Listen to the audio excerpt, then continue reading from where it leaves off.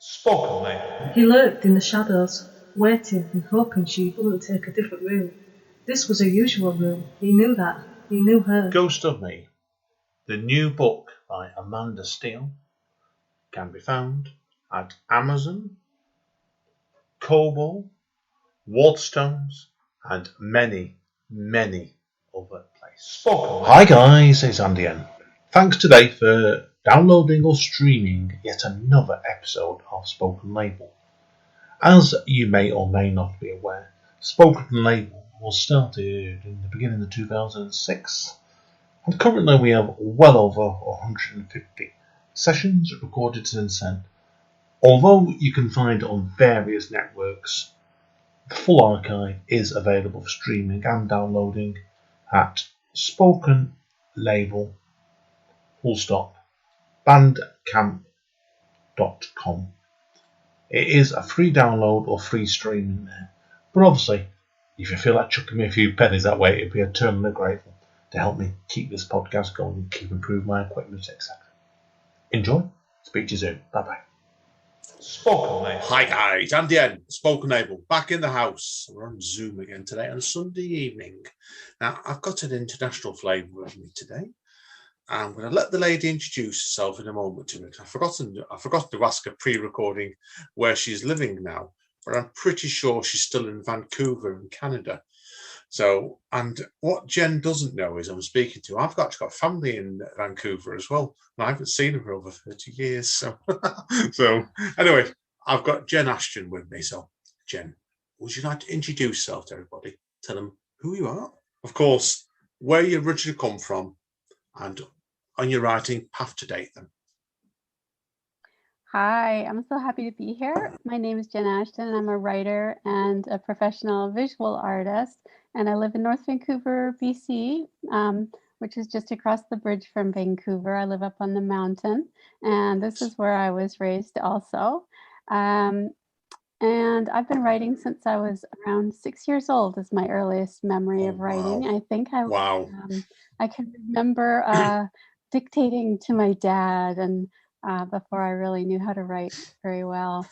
And I was first published when I was 14 in the newspaper, and I've done all kinds of writing since then. And this is my first traditionally published book, and it's a book of short stories that we'll be talking about today. Yeah. And yeah, I'm so excited.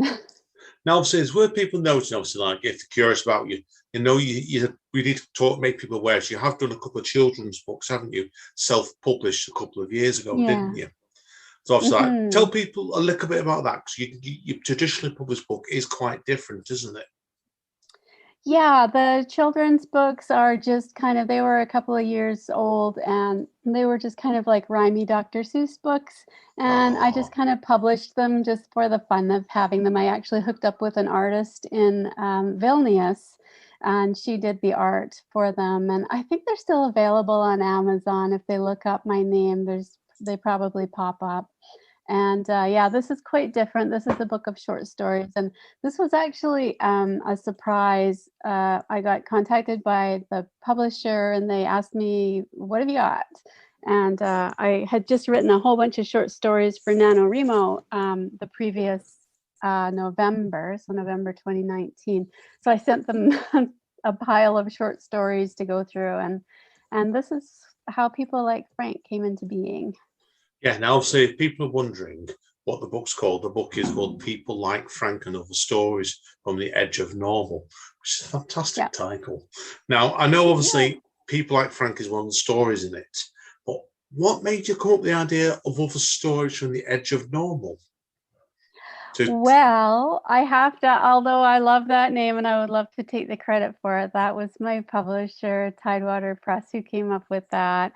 And actually, I wanted to name the book something completely different, and I don't remember what it was now, but this just ended up sticking because it really kind of fits the book, I think. So yeah, it worked out well. Yeah, I think it's a great. From what I've read about the document sent over to me, it does look like it fits it really, really well as a thing. So now, with it being obviously short stories, I've read a couple of them. I'm certainly not read all of them. But what I want to talk about first of all is about the art that's in this book. Mm. Because the review you sent me described it as oddly reminiscent of early Picasso. Yeah. Now, whose artwork is it? Is it yours or is it somebody else's? First of No, all, it's mine. Yeah. oh, it's yours. Oh, brilliant! Yeah. I've seen some of them. I didn't know whose it was. So I'm guessing I know read somewhere that you've been doing your art for a while as well, haven't you, Zoe? Yeah. I've been painting since 2015. And again, it was the publisher who said, "Why don't we try and put some pictures in with the stories?" And yeah, the feedback was awesome. It's been great. That's really good. That yeah, it's a good skill to have that if you can start. Maybe listen, in my opinion, if you can get artwork in a book, and if it's your own, it's even better. If you don't worry about copyrights, then. Yeah, that's exactly right.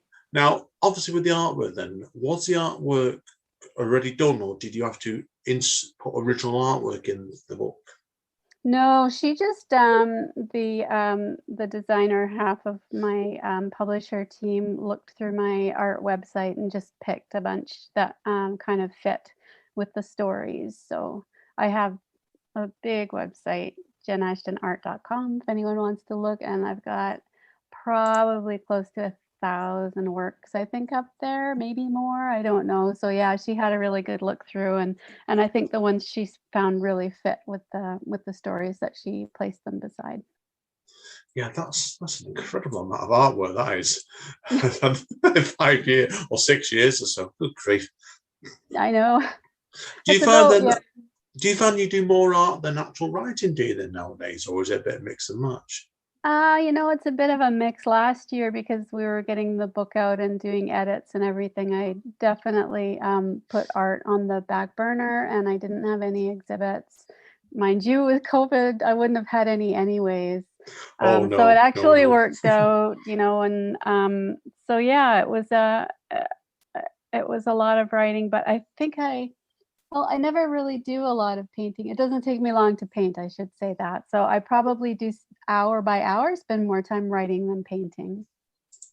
I'm more on the musician side, like I told you off mic before. When I do my music, it tends to go in more sharp bursts, like your art does, than writing. I think writing is a different sort of side of your brain you have to use, isn't it?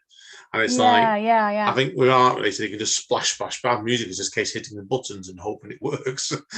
Certainly. I think with writing, you have to do some more paced out process, basically, isn't it? So that's why. Especially if there's a deadline, you have to have it done. So it's kind of more like work mode, and art is always play. So unless I'm just doing free writing and I'm getting up in the morning and that kind of half awake, half asleep, dreamy state, and I'm just kind of doing free writing with no end in sight, that I can, that's more the artistic side of it. But yeah, if it's deadlines or stuff like that, then I'm in work mode, and I have to sit down and like make myself do it sometimes. Yeah, no, I get you completely with that. Now, I want to ask you about a couple of the pieces of the book. I've only read a couple of them. So yeah, to talk about People Like Frank first of all, the collection's title piece. Now, I know obviously this one was actually the story was actually narrated by Frank's wife. Why? What was the choice behind doing it as Frank's wife instead of Frank for this piece? I think probably because my experience with Alzheimer's has been the other person, obviously. So my husband's parents and friends of ours, and just people I know with Alzheimer's, I've kind of been the other person. So it was probably more comfortable for me to be that other voice, and put it like in the voice of the wife, from her experience.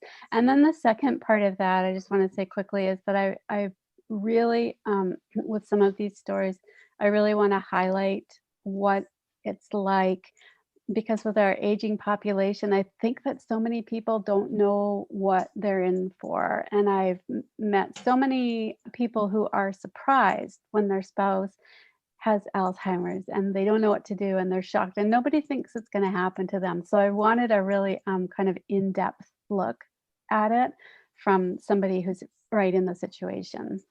Yeah, no, it's a good move then, because you wouldn't have known this, but one of my friends actually lost both his mum and dad through Alzheimer's, and I saw them both go down over a number of time, and it's it's not easy. Yeah. That's for sure with it. So really not easy at all. So, and I've just done a session for I do a column once a week for Sunday Tribune, and it's in London Arts magazine. And I've just reviewed for them an actual full poetry book about a lady dealt with mum's Alzheimer's. So it's like it's not an easy topic to talk about. I'm respecting that one. That's why I wasn't sure whether it is like how close you were to that one. It's an excellent piece. So yeah, that's why. Oh, Now the other one, another piece I particularly enjoyed was the Remembering Vincent Price. Yeah. Now I want to ask you about this, Vincent Price. And were you a fan of Vincent Price, or was this just suited well for the story? Well, the funny thing is that out of the entire book, a lot of parts of the story were true. Like when I was in like growing up in North Vancouver, and that kind of preteen, and the boys at my school, and how things were kind of in the early 70s. And then the actual part about watching the Vincent Price movie late at night, which was called, what was it called? The Last Man on Earth. And I accidentally saw that when I was little, and it scared the heck out of me for like my entire life. I'm now getting over it. Have you seen the book it came from? No, I haven't. It's done by Richard Matheson book. I Am Legend. It was actually there was a Will Smith version of it a few years ago. Yeah, I've seen that. Oh, I didn't know that was the same one. The book, and there's another version from the 70s. Mark Gregory Peck did it, and I forgot what that one was called. That might have been Legend as well. But the book is actually managed to make the three of those films look quite amateur basis, because it's in the book. He actually chokes to death on poison. He poisons himself. Yeah, wow. Terrifying book. That was, it was. And when I think I was probably like 7 or maybe 8 or 9 when I saw that movie, and nightmares for my whole life. And so that's why we decided to call it Vincent Price, because it was so traumatic for me. But that was kind of the most real, not all the elements of, I won't say out loud what all the elements are, not that part was real, but there's a lot of me in that book, or in that story. Sorry. That story, you mean, not the book, the story. I know. You always say, don't they, when we're doing stories and poems and even novels, you've got to have an element of yourself in it. But in that story, I suspect, then you just hid it very carefully, didn't you? Yeah, definitely. I think so. Yeah. It's fun to kind of, and sometimes we don't see it until afterwards, in hindsight, then you can look and go, oh my God, yeah. Or if somebody else mentions it, like, wow, that sounds like you. That's cool. Sometimes I don't see what's the parts of me in there. Okay, I've read 2 more of these, and I don't know any more in this book, actually, so you're going to have to tell me in a minute. But I know I did read Nest as well. We talked about it, congruently challenged woman in a sheltered workshop. Yeah. Where did that story come from? Because these are the 4 I've read, they're all very, very different stories indeed. Yeah. Well, the goal of the book was to try and make everybody the hero of their own story. And I really kind of want to highlight all kinds of different people. And that's where the edge of normal kind of comes from. Like, not everybody fits the mold, So Nest, I think I've worked a lot in nonprofit organizations. I've worked with a lot of challenged people. And I think this is probably, Francine is just a combination character of many people I've known and situations I've been in, and, that kind of all soaks in, and it's no one person, but and a lot of it's imagination too. So no, I get it completely. It does make for completely. Now the last one I've read was P. Was obviously it's completely different, but yet again for the other 3 stories in the book. Yeah, and it's also, I think it's the most out of the 4 of them I've read where it was most contained, if you know what I mean, because the journey in it was in the smallest place, really, wasn't it? Yeah, just in one room, basically. Yeah, it was. I don't know where I got the idea for that story. I think it was part of a free write that I had done for NaNoWriMo, and for that November 2019, I challenged myself to write a short story every day that month, and that was one of them. And I think it was actually, I think it was quite a bit shorter, but the publisher asked if I could kind of draw that out a little bit more, to make it, not just more story length, but to add some more detail, because it was an interesting premise for sure. Yeah, that's for sure. Because I think when you're doing what you're doing, you're doing a story a month over that period. I've done Napawino National Poetry Writing Month for about 8-9 years now, and by the end of it, you've done one a day. But did you feel by the end of it you just had enough, basically, hadn't you? You get tired, don't you, after a while, just trying to get into that groove. Yeah, definitely. And it takes a while. I found now that I've kind of have this experience of, editing and doing the NaNoWriMo for a couple of years, is that it takes me well into December to kind of shut my brain down afterwards too. Like, I'm so exhausted, but you kind of keep thinking that way of deep, you can look at something in the room and details, and your mind starts to like write a sentence about it. And it really takes me a while to kind of come back to myself and get out of the writing mode. I bet you do. It's just trying to get back into normal life and wind down. Yeah. I know we've got National Poetry Writing Month. I do it starts in April. And I've not really been writing a lot this year, particularly I'm doing lots of other stuff. But I'm thinking in March, I'm going to have to sit down and start pushing myself to start doing bit after bit every day to get into the groove. Definitely. So it's going to be definitely that. So now, obviously, with the book itself, then, I know there's other pieces in the book itself, but most of these wrote over quite a short, concise period, or were they over a certain amount of time spread out? No, a lot of these stories were actually written in that month. Wow. Yeah, there's a couple, I think, Weatherman, that's about 20 years old, but it was, finished off for this book. I'm not sure. There's 20 stories in the book, and but I think the majority of them were written during Nano, and I think that obviously there's a lot more that weren't in the book that we had to cut, but for the most part. That'd be for the second book then, basically, right? Yeah, right. Awesome book. Hope, fingers crossed, definitely on that. No, brilliant. Yeah. No, good luck with definitely. Now, I like to ask writers, obviously, what they've got coming up next, because obviously we've covered that book. I don't know what you can say here, because you've had a big meeting, haven't you? The other week, and I think you can hint at it rather than tell more, can't you?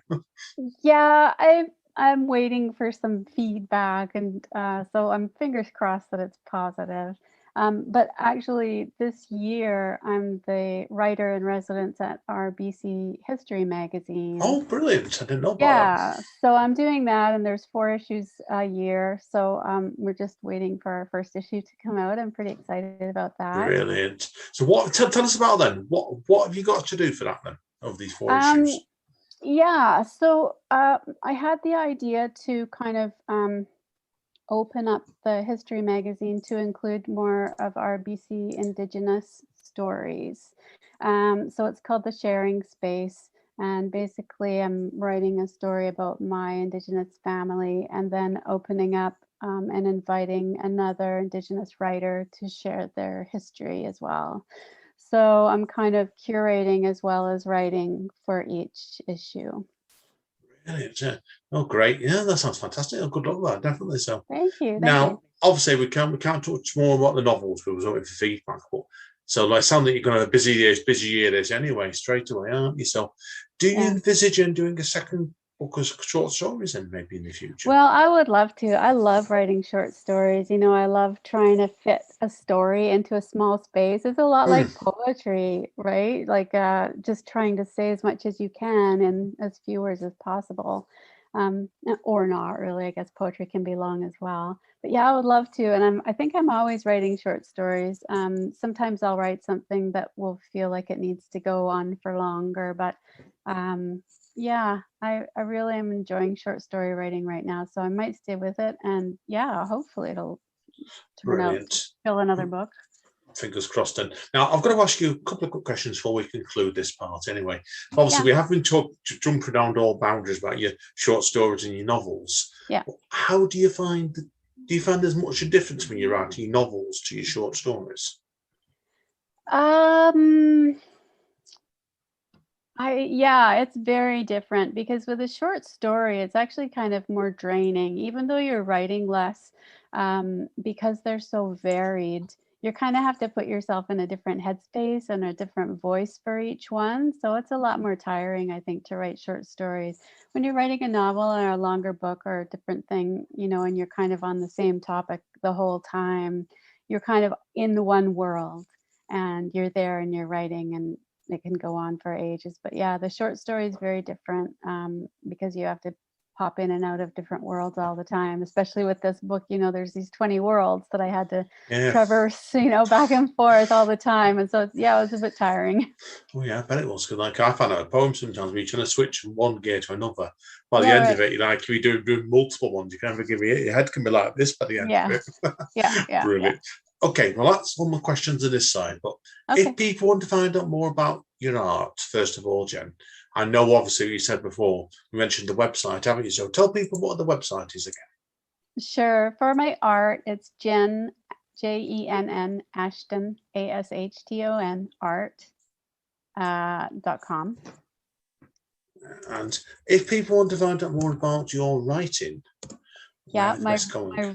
my writing website is Jennifer Ashton, and that's .ca. And that's Jennifer with 2 N's. Yeah, there we are. Yeah, I've got both of them. People who are interested. So we'll make sure we get these hot links to you later on. And your book itself, then, obviously, can be found, and presumably on Amazon, can't it? And as I would say, good and evil news booksellers, basically. Or go to your local bookseller and ask them to get in it. And if they don't have it, I know a lot of places do have it already. But yeah, it's available on Amazon. Oh, and one thing I want to add, in September, we're going to be working for the Dystonia charity in the UK. And anybody that buys the ebook we haven't decided which week it is, but there will be a week in September where all the proceeds are going to go to the charity. Good stuff. And I'm going to check my Jen in August then about that, and she'll tell you she'll know more about that. Definitely, that sounds great, Jen. Brilliant. Okie dokie. Awesome. Well, hang around, everybody, because Jen's going to read out something for us shortly. We're looking forward to this. So thank you again, Jen. It's been a pleasure today. Thanks very much. Really good chat. It's been awesome. Thank you. Right. See you all in a minute, guys. Spoken, mate. Hi, guys. Straight over to Jen. She's going to do a little piece for us now. Over to you, my friend. Hi. Thanks very much. This is an excerpt from a short story in my book, People Like Frank, and it's called All Nation Soup. My granny used to make this thing called All Nation Soup. It was basically hamburger soup, but it had 4 kinds of beans in it. I think she just made it from what she had. We had it every Sunday at her house when all of our parents dumped us off there to go and do whatever they did on a Sunday afternoon. I'm pretty sure it was not to go to church. I think my mother went to work and my father to the bar, or maybe they all just went back to bed happy to be rid of us for a few hours. All of the cousins would be there, the aunts and the uncles, driving up in a queue outside the old apartment block, some nodding to each other from the driver's seat and others hungover and ignoring everybody. We would all rush up to the glass doors with the big words Regent Manor in gold writing. It was always a race to see who could push the buzzer, and then we'd lean against the dirty white stucco and feel the sharp glass pieces through our t-shirts, jean jackets, and windbreakers, and wait for Granny to buzz us in. The first thing we would do was huddle in the kitchen and watch Granny stir the soup pot and start to build up that soup. The dank smell of beans when the pot reached a boil would hit our noses before she put the other ingredients in. That's the way it's done, she'd say. You have to start with nothing and build it into something. That's where the magic is. First you have nothing, and then you have something. And she would wave her wooden spoon with a flourish like a wand and smile her gummy smile, her gray perm bobbing as she laughed, while she slowly moved around the small kitchen, the arthritis having taken firm hold of her small, stout 65-year-old frame. We had heard different versions of this every Sunday for as long as I can remember, but Granny's lessons were never boring and usually combined a recipe of some sort with a bit of family history, and most times a moral tacked on the end just to keep us pure. Now that I'm grown up, I know how long she must have spent making that soup for us because beans take a long time to make. I know she must have had patience and so much love for us all to make that special thing for us kids every Sunday. We would roll in, 10 of us more or less, and get dumped off around 2 or 3 in the afternoon. We'd kind of bum around until supper time when we would all sit around the old table. Granny would have put the leaf in before we arrived, just in case our full count of 15 ever showed. We never did, except at Easter, Christmas, and her birthday. And she always put on a nice freshly pressed linen tablecloth for us, and we got to use the good old-fashioned roses china and the forks and knives out of the locked wooden box from the bottom of the china cabinet. Special things should be used every day because every day is special, she would remind whoever was helping her set the table that day. We would always fight over who got to help her with the preparations. It felt grown up to do things like fold and smooth white napkins, reverent. Now that I know that's how they do it in a fancy restaurant, I know that Granny was trying to make us all feel special, and we did, even though sometimes we didn't know it at the time.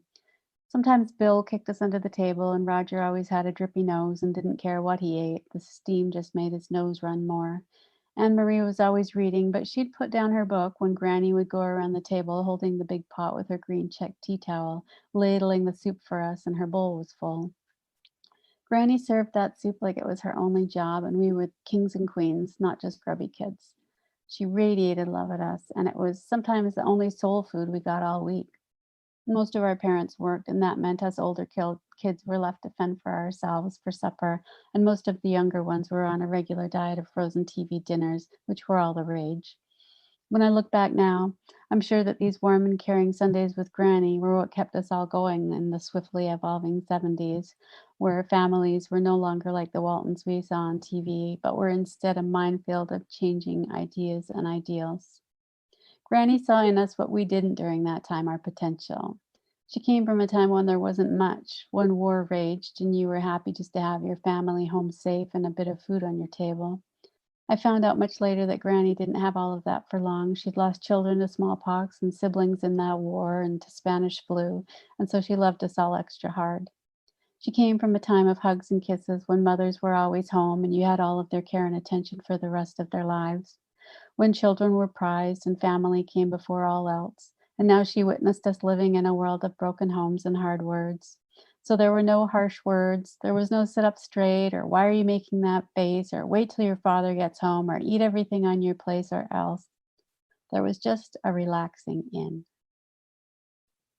And that's it. Wonderful. Really, really evocative, that, Jen. Then. You've got a beautiful Oh, reading. thanks. I really enjoyed that then. I Thank quite you. have to hear you read the whole story then. So, no, excellent. Yeah, Really, cool. really enjoyed that, definitely. So, thank you today for that. Really, really Thank you. compliment your session before. Brilliant. Thank you. So, hang around. I need to speak to you off mic. A couple of things I need to go through. But it's been a pleasure today. I've really enjoyed it. So, thank you today, Jen. Yeah, thank you very much. It was awesome.